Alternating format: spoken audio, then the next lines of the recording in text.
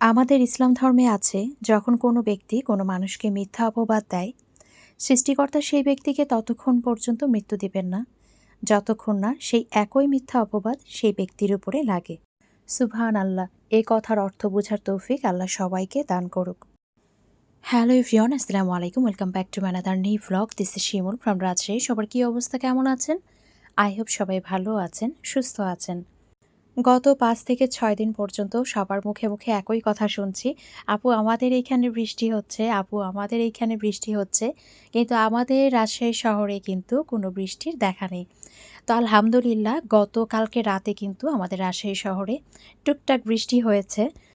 তো আমি তো সবসময়ই বলি যার সাথেই কথা হয় যে আমাদের রাজশাহী শহর হচ্ছে মরুভূমি এলাকা। আমাদের এখানে বৃষ্টি আসলে সহজে দেখা যায় না। তো আপনাদের সাথে কথা বলতে, বলতে আমি এখানে পানি গরম করে নিয়েছি। এরপরে এখানে আমি লেবুটাও দিয়ে দিয়েছি লেবু পানি খাওয়ার জন্য। সারিকার এখন পরীক্ষা চলছে। একদম সকালে ও বের হয়ে যায়, মানে ৭ টার সময়, বা বেটি বলতে পারেন। একদম সকাল, সকাল চলে যায়। আর এই যে এখানে আমার রাজপুত্র ঘুমাচ্ছে।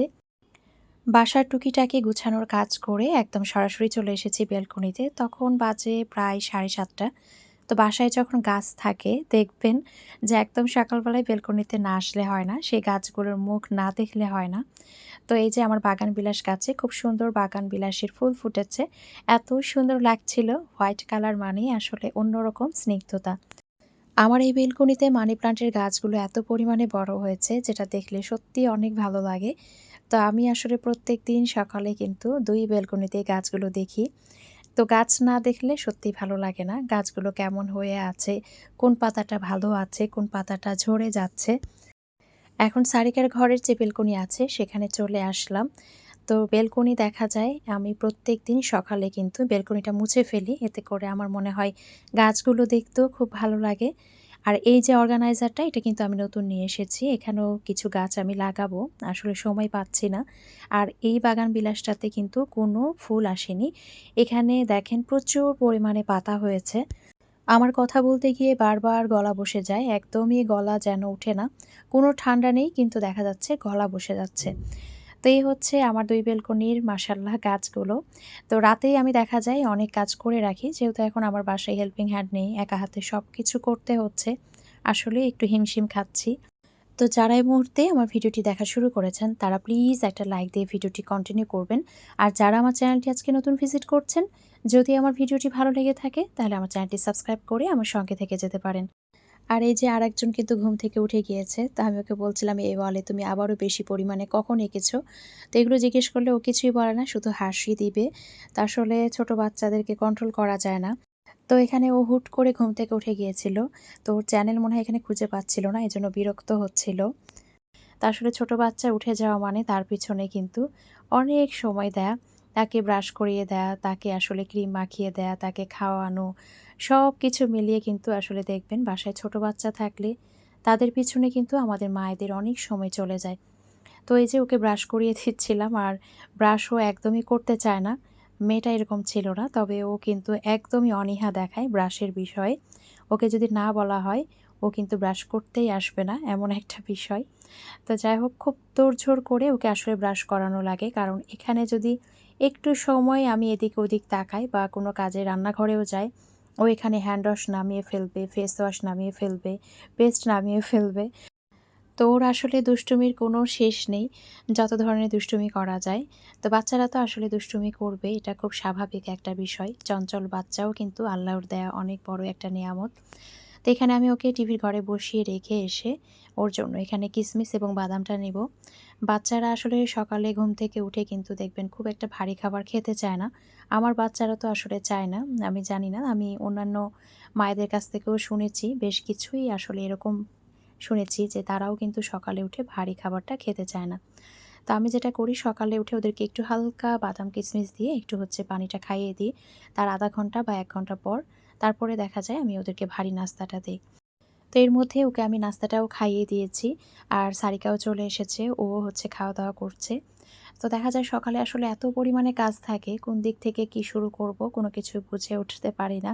কোনোদিন দেখা যায় আসলে পেঁয়াজ কাটা নাই, কোনোদিন দেখা যায় কাপড়ের পরিমাণটা বেশি হয়ে থাকে, কোনো দিন দেখা যায় আসলে কিচেনটা একটু একটা সাইড হয়তোবা এমন হয়ে থাকে, সেটা আমাকে আজকে ক্লিন করতে হবে। আর ঘরের কথা তো বাদই দিলাম, ঘর গোছানোর তো আসলে কোনো শেষ নেই। তো আসলে আমার কাছে মনে হয় যারা সংসারের পাশাপাশি বাড়তি কোনো কিছু করে, তাদের জন্য আসলে কাজের মানুষ ছাড়া বা হেল্পিং হ্যান্ড ছাড়া খুব বেশি কষ্টকর হয়ে যায়। তো আজকে হচ্ছে যেহেতু মেঘলা, মেঘলা দিন ছিল, মানে একদমই বললাম না যে বৃষ্টি নেই, কিন্তু একদমই মেঘলা দিন। তো যেহেতু খুব বেশি মেঘলা দিন ছিল, বাতাস আসলে অন্যরকম ভালো লাগে। এই ওয়েদারটা আমার সবসময়ই খুব পছন্দের। আমার সবসময় মনে হয় আমি এই ওয়েদারে নদীর ধারে গিয়ে বসে থাকবো। তো যখন আগের বাসায় ছিলাম, মানে আমি আগে যে বাসায় ভাড়া থাকতাম, সেই বাসায় কিন্তু আমার নদীর ধারে থেকে অনেক কাছে ছিল। তো প্রায়ই যাওয়া হতো, আমার ভীষণ ভালো লাগতো। এই বাসায় এসে আমার খুব একটা যাওয়া হয় না। কিন্তু মন চায় যে আসলে যাই।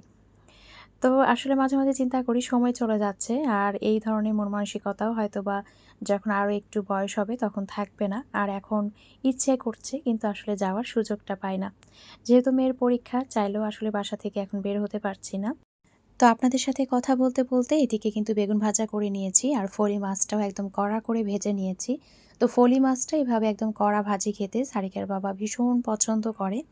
তো যেহেতু মেঘলা, মেঘলা দিন, একটু ভুনা খিচুড়ি না হলে তো হয় না। তো এখানে আমি ভুনা খিচুড়িটাই তৈরি করে নিব। তো মেয়ের পরীক্ষা চলছে, কেউ আবার চিন্তা করবেন না যে সে হচ্ছে এসএসসি পরীক্ষার্থী, সে কিন্তু ক্লাস 7 এ পড়ে। আমার কাছে মনে হয় যখন বাচ্চাদের পরীক্ষা চলে তখন কিন্তু মায়েরও পরীক্ষা চলে। মায়েদের যে কি পরিমাণে টেনশন যায় এটা আসলে মায়েরাই বুঝে। তো যাই হোক, সবকিছুর জন্য আলহামদুলিল্লাহ। আসলে সময় কিভাবে চলে যাচ্ছে। আমি এখন মাঝে, মাঝে চিন্তা করি যে আমি মনে হয় আমার মেয়েকে খুব বেশিদিন কাছেই পেলাম না। ও বড় হয়ে গেল। তো মেয়ে মানুষ আসলে না বড় হতে মনে হয় যে সময় লাগে না। তো কবেই না হলো, এখন হচ্ছে সে ক্লাস 7 এ পড়ে। তো আসলে মাশাআল্লাহ, আল্লাহ ওদেরকে সবসময় ভালো রাখুক, নেক হায়াত দান করুক। আমি সবসময় দোয়া করি।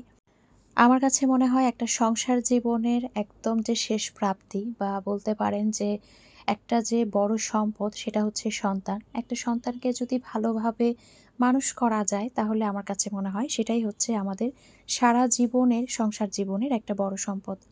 আমি আসলে এটা নিজে থেকে মনে করি। তো আমি আল্লাহর কাছে সবসময় দোয়া করি আমি আমার বাচ্চা ২ টাকে যেন ভালোভাবে ভালো মানুষ হিসেবে গড়ে তুলতে পারি। তো এটাই আল্লাহর কাছে সবসময় চাওয়া আমার। তো এদিকে কিন্তু ভুনা খিচুড়িটা হয়ে গিয়েছে, আর এখানে হচ্ছে আমি এখন ঘিটা এড করছি। তো এই খিচুড়িটা হতে আসলে খুব একটা সময় লাগে না, কারণ তেলের মধ্যে জাস্ট হচ্ছে এখানে আমি এলাচ, দারচিনি, তেজপাতা দিয়ে পেঁয়াজটা ভেজে নিয়েছিলাম। এরপরে এখানে আমি হলুদের গুঁড়া দিয়েছি। সেই সাথে এখানে আমি মরিচ ফালি দিয়েছিলাম, জিরার গুঁড়া, আদা রসুন বাটা সামান্য পরিমাণে দিয়েছিলাম। মশলাটা কষিয়ে নিয়ে আমি এখানে চাল ডালটা দিয়েছি। আর এই ক্ষেত্রে আমি চাল ডালটা সবসময় কিন্তু ১০ থেকে ১৫ মিনিট আমি ভিজিয়ে রাখি। এতে করে খিচুড়িটা খুব তাড়াতাড়ি হয়ে যায়। এরপরে ডাবল পরিমাণে পানি দিয়ে কিছু সময় রেখে দিলেই কিন্তু খিচুড়িটা একদম হয়ে যায়। তো এখানে হচ্ছে টেবিলটা আমি একটু রেডি করছি। আমার কাছে মনে হচ্ছিল কলা পাতার এই যে সিলিকন ম্যাট, এটা হচ্ছে আমি একটু দিয়ে নেই, এতে করে দেখতে ভালো লাগবে। যেহেতু খিচুড়ি খাবো, তা আসলে সবকিছুর সাথে একটা মানানসই। তো আমার কাছে মনে হচ্ছিল এখানে কলা পাতার যে সিলিকন ম্যাট, এটা দিলে আমার কাছে দেখতে ভালো লাগবে। আমি আমার এই বাসায় আর নতুন কোনো ফার্নিচার করব না।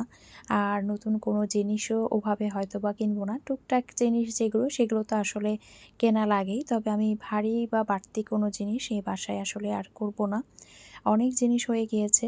তো ভেবেছিলাম সোফা নিব, কিন্তু সোফাটাও আমি নিব না। যখন ইছান ৬-৭ বছর হবে তখনই ইচ্ছে আছে নেব। কারণ এখনও অনেক ছোট, আঁকিবুকি করে পানি ফেলে, খাবার ফেলে আসলে নষ্ট করেই ফেলবে। তো আসলে কত কিছু চিন্তা করতে হয়। তো এখানে সারিকার বাবা আর আমি দুজন মিলেই কিন্তু এখানে টেবিলটা রেডি করে নিয়েছি। আর এদিকে হচ্ছে খাবারটাও রেডি করে নিচ্ছি। তো কিছু পরিমাণে পেঁয়াজ বেরেস্তা করেছিলাম, সেটা এখানে আমি খিচুড়িতে দিয়ে দিচ্ছি। সেই সাথে আমি এখানে মাছ ভাজা এবং বেগুন ভাজার উপরেও দিয়ে নিচ্ছি। আমার কাছে পেঁয়াজ বেরেস্তাটা সবসময় ভালো লাগে, সেটা খিচুড়ি হোক, পোলাও হোক কিংবা বিরিয়ানি হোক। আমার কাছে মনে হয় যখন পেঁয়াজ বেরেস্তাটা আসলে দাঁতের নিচে পড়ে তখন অন্যরকম ভালো লাগে। খেতেই কিন্তু অন্যরকম ভালো লাগে আমার কাছে। তো দুপুরে খাওয়া-দাওয়া আমাদের হয়ে গিয়েছে, আর ওখানে আমি মরিচ ভর্তাও করেছিলাম। মানে মরিচ পুড়িয়ে, মানে ভেজে, আর হচ্ছে কাঁচা পেঁয়াজ এবং তেল দিয়ে লবণ দিয়ে করেছিলাম। তো এখন হচ্ছে বিকেলবেলা। তো ইজানের পছন্দের একটা জিনিস করে দিচ্ছি, সেটা হচ্ছে প্যানকেক। তো ইজান প্যানকেক ভীষণ পছন্দ করে, আর আমি সবসময় চটজলদি যেভাবে করা যায় মানে বানিয়ে, বানিয়ে আসলে আমার অভ্যাস হয়ে গিয়েছে। তো এখানে আমি হচ্ছে ডিম নিয়েছি, চিনি নিয়েছি, প্রথমে ফেটে নিয়েছি। এরপরে এখানে আমি ১ কাপ পরিমাণে দুধ দিলাম, যেটা কিনা আমি পাউডার দুধ দিয়ে আসলে গুলিয়ে রেখেছিলাম। এরপরে আমি এখানে দিয়ে নিয়েছি তেল। আর এখানে আমি কোনো এসেন্স আজকে দেইনি। এসেন্সটা আমি প্রায়ই আসলে এড করি। মাঝে, মাঝে যখন ভালো লাগে না, মানে তাড়াহুড়ার মধ্যে থাকি, তখন আসলে দেই না। এরপরে হচ্ছে আমি অল্প, অল্প করে এখানে ময়দাটা অ্যাড করব এবং যে পরিমাণে টেক্সচারটা আমি চাচ্ছি একদম ওই অবধি আমি অল্প, অল্প করে এখানে যে ময়দাটা সেটা অ্যাড করব এবং টেক্সচারটা যখন দেখব হয়ে গিয়েছে, তখন আমি এখানে ময়দাটা অ্যাড করা অফ করে দিব। তো যেহেতু আমি প্রায় বানাই, আসলে আমি এখন আর ওভাবে মাপ করে কোনো কিছু করি না। হাতের একটা বলতে পারেন যে আসলে আয়ত্তে চলে এসেছে। তো এখানে আমি এখন স্যান্ডউইচ মেকারেই হচ্ছে প্যানকেকগুলো বানিয়ে নেব। আর স্যান্ডউইচ মেকারে যখন আমি এখানে প্যানকেকটা বানাবো, তখন অবশ্যই এখানে তেল ব্রাশ করে নিতে হবে বেশি পরিমাণে। কারণ এখানে বেশি পরিমাণে তেল ব্রাশ না করলে আসলে উঠতে চায় না। আর আরও একটা বিষয়, স্যান্ডউইচ মেকারে আসলে যখন প্যানকেক দেয়া হয়, এটা গরম অবস্থায় আসলে তুলতে যাবেন না। আমি নতুনদের জন্যই বলছি, কারণ আমিও যখন ফার্স্ট টাইম করেছিলাম আমার হাত কিন্তু পুড়ে গিয়েছিল। প্রচুর গরম থাকে ভেতরটা। আমি হাত দিয়ে ধরতে গিয়ে আসলে হাত পুড়িয়ে ফেলেছিলাম। মানে একটু ছ্যাঁকা খেয়েছিলাম। তো এটা কিন্তু আসলে ৫ মিনিটের মধ্যেই হয়ে যায়। ৫ মিনিটও লাগে না মনে হয়। খুব শর্ট টাইমেই হয়ে যায়। তো আমি একটু চাকু দিয়ে চারিদিকটা একটু জাস্ট হচ্ছে মানে একটু উঠিয়ে নিব। তারপরে হাত দিয়ে টান দিলেই কিন্তু উঠে যায়। তো আমার কাছে মনে হয় যে আপনি যখন প্যানে তৈরি করবেন তখন একরকম টেস্ট লাগবে, আর যখন আপনি এভাবে স্যান্ডউইচ মেকারে করবেন তখন কিন্তু টেস্টটা অন্যরকম লাগে। আপনারা করে দেখতে পারেন যারা এখনও করেননি। তো বাবাটা কলা দিয়ে খেয়েছে প্যানকেকগুলো, আর এটা হচ্ছে রাত্রে। তো আমি সারিকার বাবাকে বলেছিলাম রাতে যখন বাসায় আসবে আমার জন্য রজনীগন্ধা ফুল নিয়ে আসবে। আমি নর্মালি ওকে কখনো ফুল আনতে বলি না। তো আমাকে চিন্তা ভাবনা করে একটু চুপ করে থেকে বলছিল, আজকে তো আমাদের অ্যানিভার্সারি না। তো আমি খুব হাসছিলাম যে আসলে অ্যানিভার্সারি হলেই কি ফুল আনতে হবে নাকি?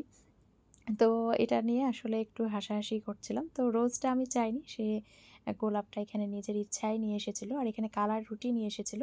তো কালাইয়ের রুটি কিন্তু আমাদের রাজশাহী চাঁপাইনবাবগঞ্জের বিখ্যাত। তো বাসায় গেলে তো মা শাশুড়ি বানিয়ে খাওয়ায়। কিন্তু এখানে আমি আসলে নিজে বানাতে পারি না।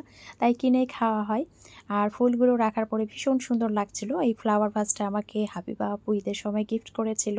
তো খুব সুন্দর লাগছে ফুলগুলো রেখে। আর রজনীগন্ধা ফুল দেখলে আমার সবসময় আমার আব্বার কথা মনে হয়। কারণ আমি যখন ছোট ছিলাম আমার আব্বা আমাকে অনেক ফুল এনে দিতেন। কারণ আমি ফুলের পাগল ছিলাম। আমি যেখানেই যেতাম সেখানেই ফুল ছেঁড়ার জন্য আসলে পাগল হয়ে যেতাম। মানে এত পরিমাণে ফুল ভালোবাসতাম। এখন একটু কমেছে।